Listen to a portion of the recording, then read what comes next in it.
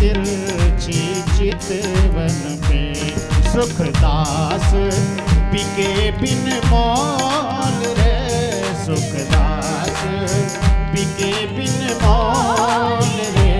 जय जय राधा रमण हरि बोल रे, जय जय राधा रमण हरि बोल रे, जय जय राधा रमण हरि बोल।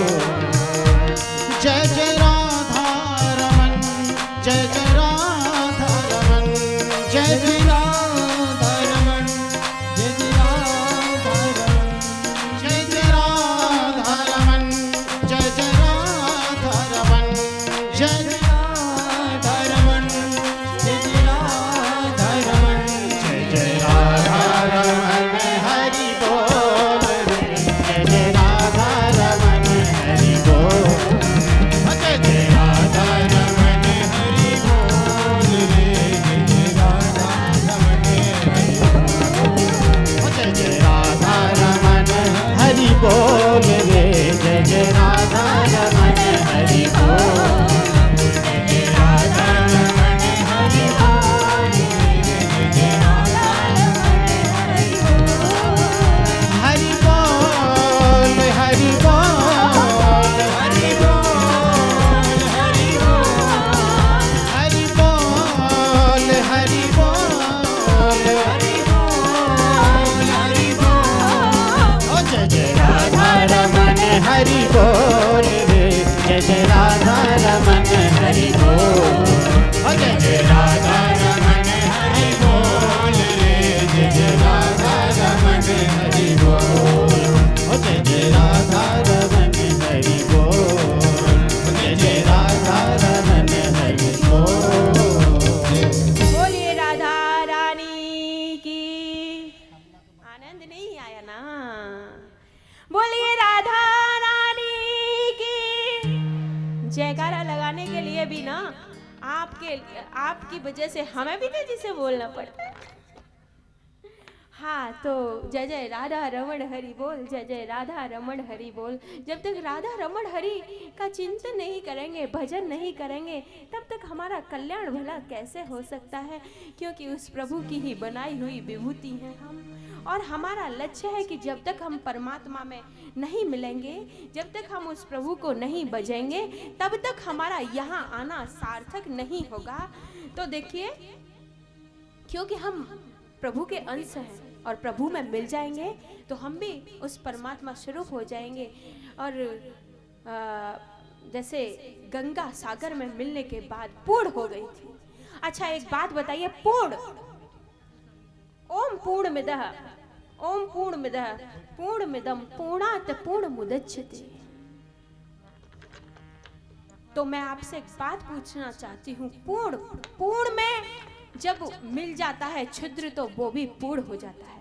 अच्छा, ध्यान से सुनिएगा और मेरी बात का जवाब दीजिएगा। अच्छा, जीरो धन जीरो कितना हुआ?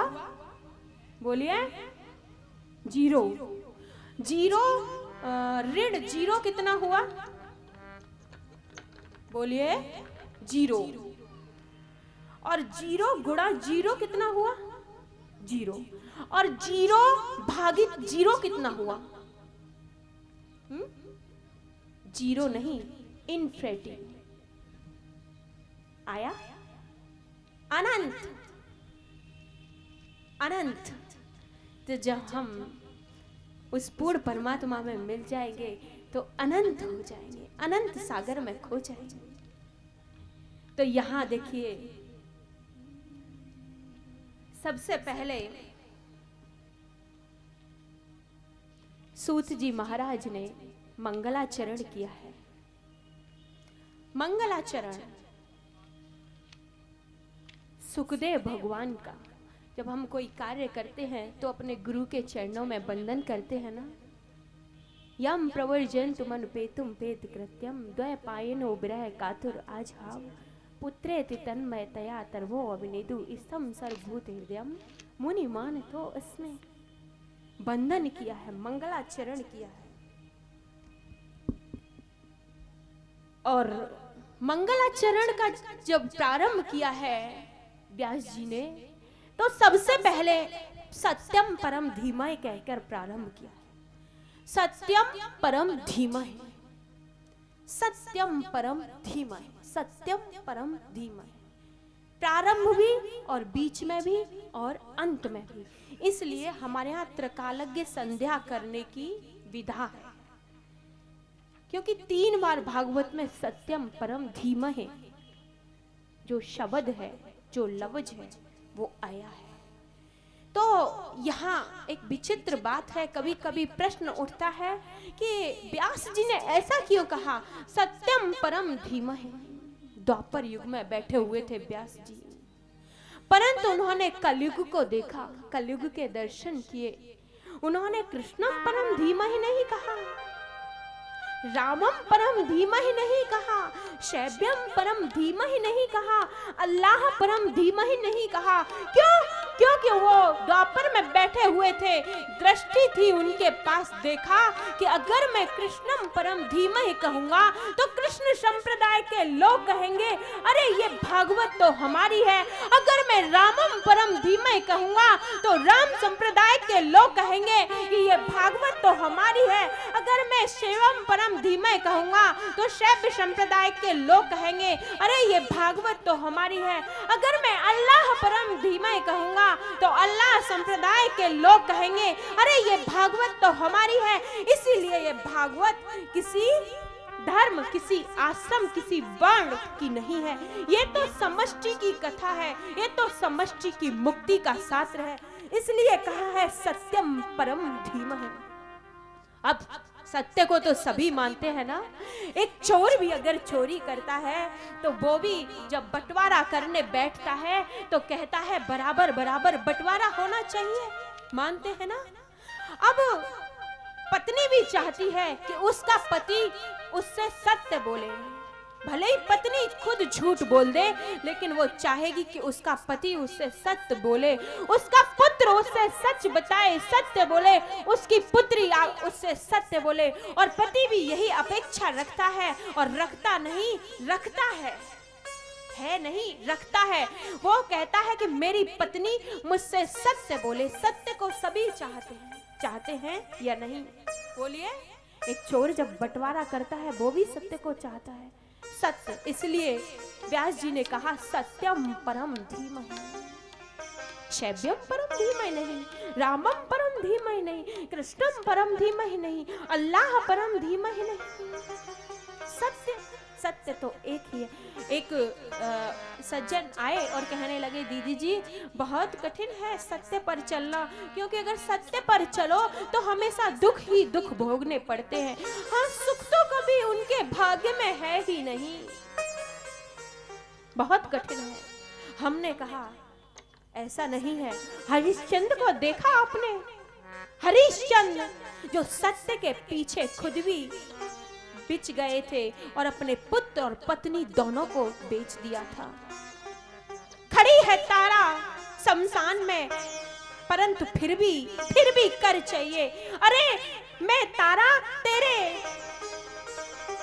तेरे को नग्न देख सकता हूँ, तेरे पुत्र को मैं दफन तब होने दूंगा तब तू मुझे कर के रूप में अपनी साड़ी का पल्ला साड़ी फाड़ के दे देगी, परंतु मैं अपने धर्म को नग्न नहीं देख सकता। ऐसे सत्यवादी हरिश्चंद्र की कथा आती है भागवत में। सत्य पर हम चलते हैं तो ऐसा नहीं कि दुख तो होते ही हैं, परंतु सुख इतने अलवेले होते हैं कि उसकी अनुभूति ही नहीं कही जा सकती। सुख मोरध्वज जो सत्य पर चले, प्राण जाए पर वचन न जाए। महाराज दशरथ, जनक जिनको तुम विदेह कहते हो, मोरध्वज भगवान स्वयं जिनकी परीक्षा लेने के लिए गए थे। एक बार अर्जुन को बड़ा संशय हुआ, प्रभु हम चाहते हैं कि आप मोरध्वज का बार बार हमें नाम लेते हुए दिखाई पड़ते हैं, अपने भक्तों की हमेशा भक्ति करते हैं, परंतु हम चाहते हैं कि हम उनकी परीक्षा लेना चाहते हैं। तो यहाँ भगवान ने कहा कोई बात नहीं अर्जुन, चलो चलते हैं। अब तो दोनों ने ब्राह्मण का भेष बनाया, पहुंच गए मोरध्वज के यहाँ, और जब पहुंच गए तो कहा हम ब्राह्मण हैं, भिक्षाम देहि, भिक्षा चाहिए, हमें भोजन करना है। मोरध्वज ने कहा प्रभु आपको भोजन करना है? हाँ बिठाया। कोई व्यक्ति ऐसा नहीं जाता था जिसको मोरध्वज भोजन न कराते हो, दान न देते हो। तो जब भोजन करना है तो अब तो भोजन जिमिले बैठने ही वाले थे। रसोई बनाई गई, 56 प्रकार के भोग सजाए गए, परंतु यहाँ ब्राह्मणों ने कहा राजन हम अकेले भोजन नहीं करेंगे, देखो तो सही हमारे साथ हमारा सिंह भी भूखा है और हम भोजन तब करेंगे जब तुम हमारे सिंह को भी भोजन कराओगे। बोले महाराज अभी व्यवस्था करते हैं। बोले नहीं नहीं, तुम्हें अपने पुत्र के 2 भाग करके मेरे सिंह के सामने डालने होंगे। प्रभु ने कहा मोरध्वज परंतु एक बात ध्यान रखे कि नेत्रों में आंसू नहीं आने चाहिए। ऐसा सुना तो बोले ठीक है प्रभु। पत्नी के पास गए हैं और जाकर कहने लगे हैं ब्राह्मणों को भोजन कराना है देवी, परंतु मैं तुम्हारी राह लेने आया हूँ, तुम्हारी सलाह लेने आया हूँ, क्या उचित रहेगा? और पुत्र का जो भोजन है वो सिंह को खिलाना पड़ेगा, पुत्र को काट कर सिंह के सामने डालना पड़ेगा, परंतु देवी आंसू नहीं निकलने चाहिए। जब ऐसा सुना तो पत्नी ने ये नहीं कहा कि ये मेरा ही पुत्र है, मैंने इसको 9 महीने गर्भ में रखा है। उसने कहा प्रभु प्राण जाए पर वचन न जाए। अरे हमारे यहाँ अतिथि आए हैं तो इनको आप पहले इनका स्वागत सत्कार कीजिए, इनको भोजन करवाइए। पुत्र तो कोई बात नहीं है, लेकिन आपका धर्म और आपका वचन नहीं जाना चाहिए। जब ऐसा कहा तो पुत्र को भी बुलाया, पुत्र से कहा, पुत्र का ताम्रध्वज नाम था। अरे पुत्र ऐसे तुझे आज भोजन के रूप में सिंह के सामने डाला जाएगा। अब तो पुत्र प्रसन्न होने लगा, नाचने लगा। ओह ओह ओह मेरे पिताजी मुझे सिंह के सामने डालने से उनके वचन की पूर्ति होगी, उनका वचन अखंड हो जाएगा। तो मैं तो चाहता हूँ ये मेरा एक जन्म नहीं, मेरे तो जितने भी जन्म हो सारे के सारे ऐसे ही जन्म हो। ये हुआ पुत्र जो अपने पिता के लिए, अपने माता के लिए न्योछावर हो जाया करता है। ऐसे भक्तों की भक्ति करते दिखाई देते हैं हमारे प्रभु। यहाँ आरा लाया गया, माता पिता ने बीच में पुत्र को बिठाला और आरा चला रहे हैं। हंसते हंसते रोए नहीं, आंसू नहीं डाला, हंसते हंसते पुत्र को चीर दिया और डाल दिया सिंह के सामने। सिंह के सामने जब पुत्र को डाल दिया, अब तो भोजन लगाया गया, प्रभु की भोजन की तैयारियां हुई। अब तो बोले प्रभु आप सिंह ने भी खा लिया, आप तो भोजन कीजिए। बोले हम भोजन करेंगे राजन, पहले अपने पुत्र को बुलाओ। बोले महाराज एक ही पुत्रता क्यों ठिठोली कर रहे हो, वो भी हमने भोजन सिंह का ग्रास बन गया। तो बोले अरे फिर तो हम भोजन करेंगे ही नहीं, क्योंकि हम बिना जिनके पुत्र नहीं होता उनके हम भोजन नहीं करते। तो महाराज अब तो आप कैसे भी निवेदन कर रहे हैं, आप कैसे भी करो भोजन कर लो। बोले पहले पुत्र को बुलाओ। बोले पुत्र को कैसे बुलाएं प्रभु की आवाज तो दो। तो मोरध्वज ने कहा बेटा बेटा ताम्रध्वज जरा इधर तो आओ बेटा। और देखा तो पुत्र वहां से चला आ रहा है, पिता के आके आलिंगन फैलाया, गले से लग गया पिता के। ये अब तो ये क्या है, प्राण जाए पर वचन न जाए, ये है प्रभु की कृपा। जब देखा तो सामने साक्षात कृष्ण भगवान खड़े हुए थे। देखा मोरध्वज ने, ओह आज मेरी प्रभु परीक्षा लेने आए थे। तो भारतवासियों मैं आपसे कहना चाहती हूँ प्रभु न जाने कौन से गुण पर दयानिध रीझ जाते हैं, न जाने कौन से समय प्रभु हमारी परीक्षा लेने आ जाए, इसलिए हमें अलर्ट रहना चाहिए, अपने हथियार रख के। पता नहीं कब प्रभु परीक्षा लेने आ जाए। ऐसे प्राण जाए पर वचन न जाए। सत्य को सभी लोग मानते हैं, इसलिए व्यास जी ने कहा सत्यम परम धीमहि, शैव्यम परम धीमहि नहीं, रामम परम धीमहि नहीं, कृष्णम परम धीमहि नहीं, उन्होंने कहा सत्यम परम धीमहि। महाभारत में एक कथा आती है, सत्यदेव नाम के एक राजा थे, बहुत राजा। अब क्या हुआ, बहुत दानी थे, बड़े ज्ञानी थे।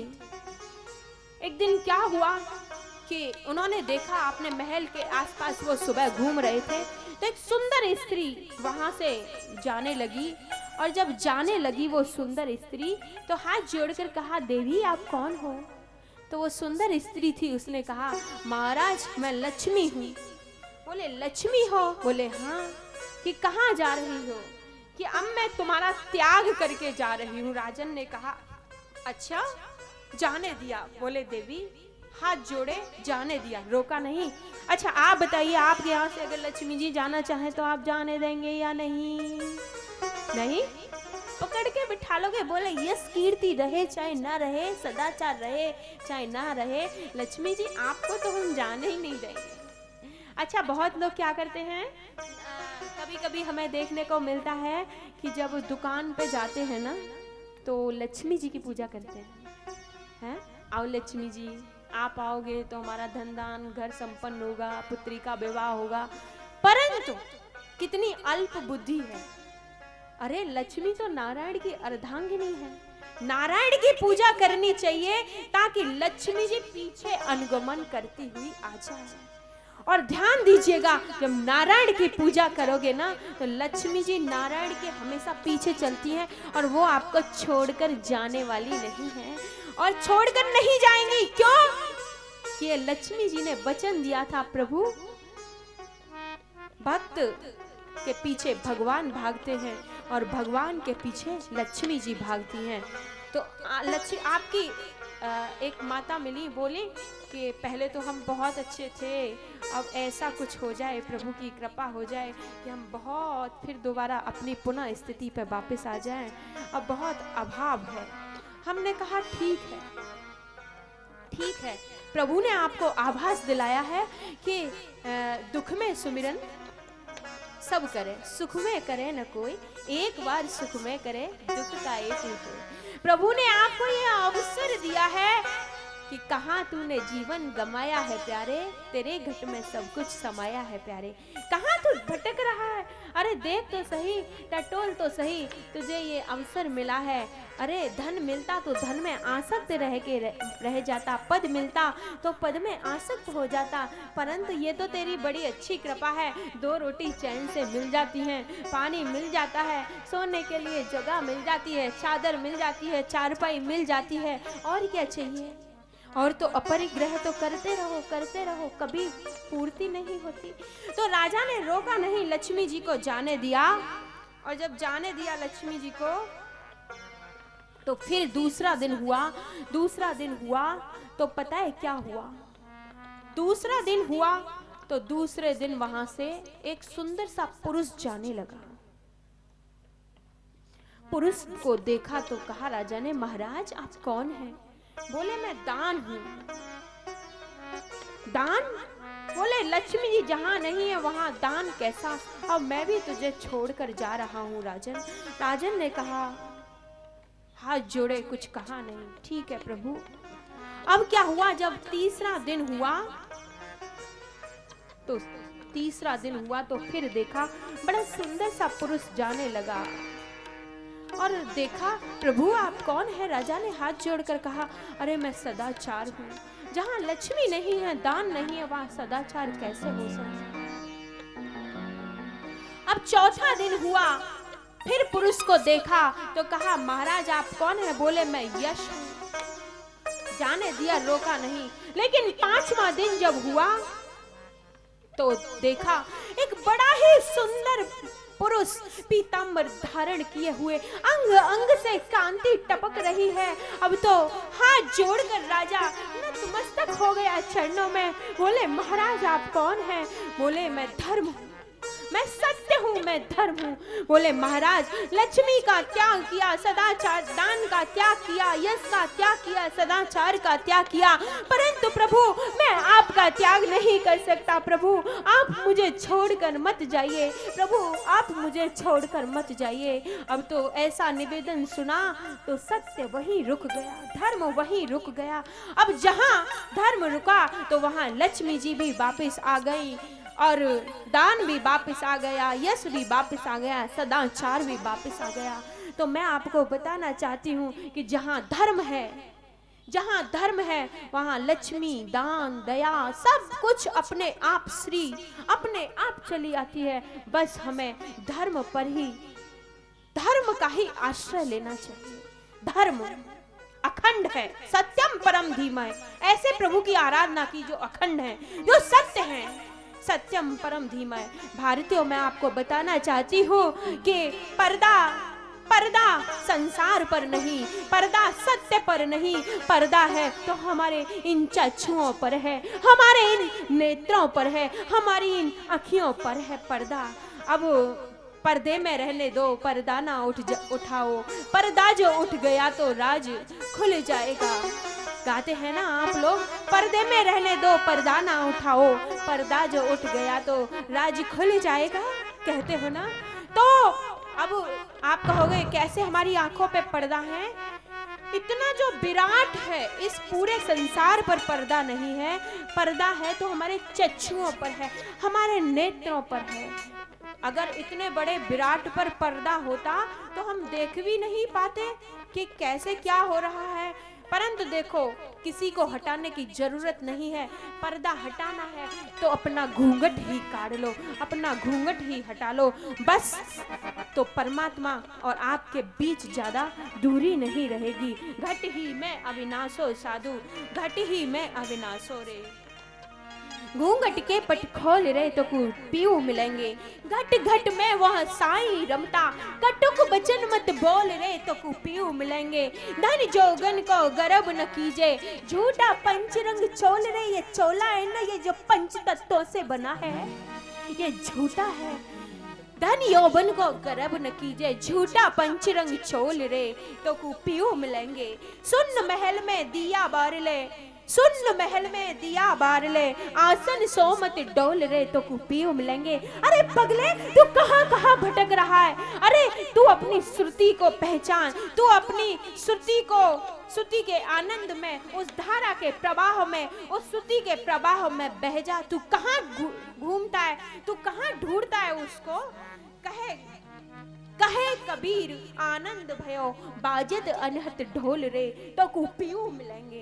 पीऊ, सच में ये संसार के जो पति पत्नियां होते हैं ना, ये तो एक अविद्या के कारण हमें अपने दिखाई देते हैं, लेकिन सच में हमारा पिया तो वो कृष्ण कन्हैया है। घूंघट के पट खोल रे तो पीऊ मिलेंगे, तो पीऊ मिलेंगे। हमारे प्रभु, हमारे साजन, हमारी इंद्रियों के पति हमको मिलेंगे जब हम सत्य से अपना परिचय करेंगे। तब एक ही है, सत्य अखंड है, उसका खंडन नहीं किया जा सकता। अखंड का कभी खंडन नहीं किया जा सकता। अगर खंडन जहां हो रहा है तो समझिए वहां सत्य है ही नहीं।